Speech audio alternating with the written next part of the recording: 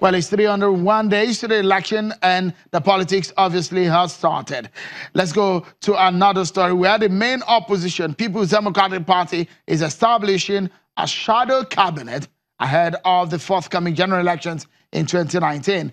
The move is part of the resolutions reached at the end of the party's National Executive Council emergency meeting held on Thursday at the PDP National Secretariat in the nation's capital, Abuja. It said this would enhance the determined quest by Nigerians to rescue the nation from the alleged misrule of the All Progressives Congress APC and enthrone good governance in the country. And now to our major story of the day. Does the dramatic situation around how the maize was taken away from the floor of the Senate amaze you? I mean, some people who can say had no business in the chambers came in there and left with the maize. A senator of here, Omar Agege, suspected to have let them in, as denied any involvement. So the senator is seeking a restraining order. He said he wasn't even arrested. Watch a video of what played out when the senator left the Senate that day. Well, my reaction is this. We have a plethora of authorities, including but not limited to a Court of Appeal decision, that says that the National Assembly, and specifically the Senate, has no power to suspend a senator for 1 day. Now, that judgment is a judgment in rem. It means... Are you aware that you are under arrest now? I can't be under arrest. For what purpose? Oh, yeah. Why the policemen are standing by your side? Well, I can't do that. Are you the police? You should take that this. That is where you're under arrest now. No, I have to be told that I can't be told. You can see that you are protected with 2 policemen. Yes. You are under arrest. You go with the policemen. Well then, so let's get the conversation started again on this matter. This generated a lot of controversy. The Senate has described it as treason, an act of treason, by linking the senator to what has happened today. I mean, 2 days ago. So I have joining me Mr. Evans Ufeli, a lawyer here in Lagos. He joins me in our Lagos studio. And from London is a political analyst, Kade Ogundamisi. Many thanks, gentlemen, for your time on the program. Let's begin this. Looking at it from the legal point of view, let's begin with you, Mr. Ufeli.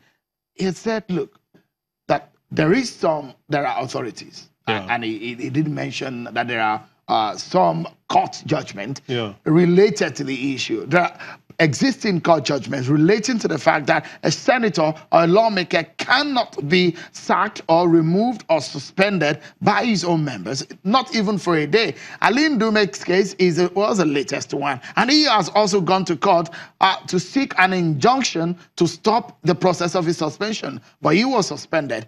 Legally speaking, did the Senate have done something wrong?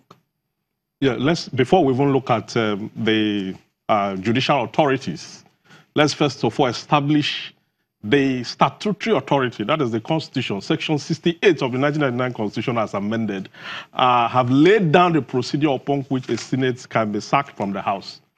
And that is the established rule. And at no point did it say that upon disciplinary measure or upon an action that is related to what the senator did, Omar Agege did, you know. So when you look at it critically, you find out that the whole of Section 68 of the Constitution have already laid down the procedure upon which, and none of this is an infraction that you can relate to Senator Omar Agege. You understand? That is one. That is one. Then 2, we have Dino Melaye's case. In 2010, remember, when he wrote, out of frustration, he wrote a petition to the EFCC to say that the Speaker of the House of Representatives, then, Dimeji Bankole, had circumvented a lot of the funds and all that. You understand? And as a result of that, he was suspended indefinitely. Dino Melaye and 10 others. Yeah. And the court ruled that you cannot do this. The court reversed it. Okay? If you look at the case of Honorable Dana of the Bauchi State House of Assembly, okay, it was the same thing. Okay, she was also suspended. The court reversed it.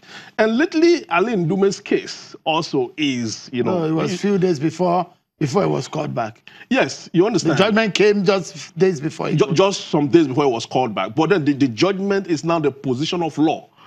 That apart and from, that's not been challenged. Has not been challenged, because apart from the statutory authorities, that's the constitution, the ground norm for which the assembly even derive its of small things, the law knows no cure. Okay, so when you look at it critically, you'll find out that we are in a situation where the Senate, based on the oversight function mantra, believe that they can do whatever based on his own rules and make it right. No, okay. its own rules cannot overshadow the constitution. But that's the legal angle. Let's quickly get a perspective from Kayode Ogundamisi.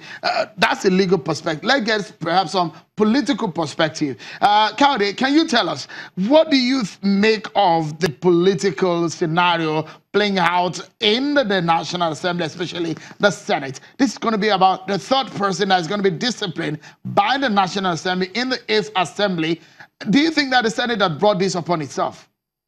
Sure, it was only a matter of time. When a Senate converts itself not as a Senate or an assembly of the people representing the people, but as an instrument of the ambitions of the leadership of the Senate, and over time, voices of dissent are not allowed. When senators raise matters that are of national interest, matters of importance in terms of transparency, whether in the Senate or the House of Representatives, you clamp down on them, you deprive their people, the people they represent, with a presence in the National Assembly. So it was only a matter of time that you find actions like this, which is seeking self-help.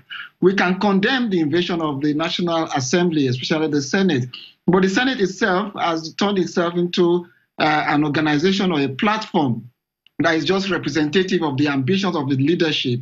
So you find the Senate president hoping to hijack executive powers, denying the executive, blackmailing the executive by not getting people who are appointed into public office to be confirmed by the Senate. So the Senate needs to retrace itself and bring itself back to represent the people of Nigeria.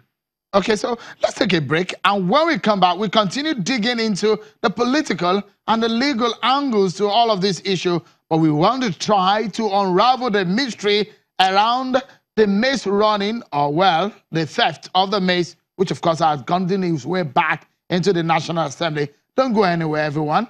We'll be right back.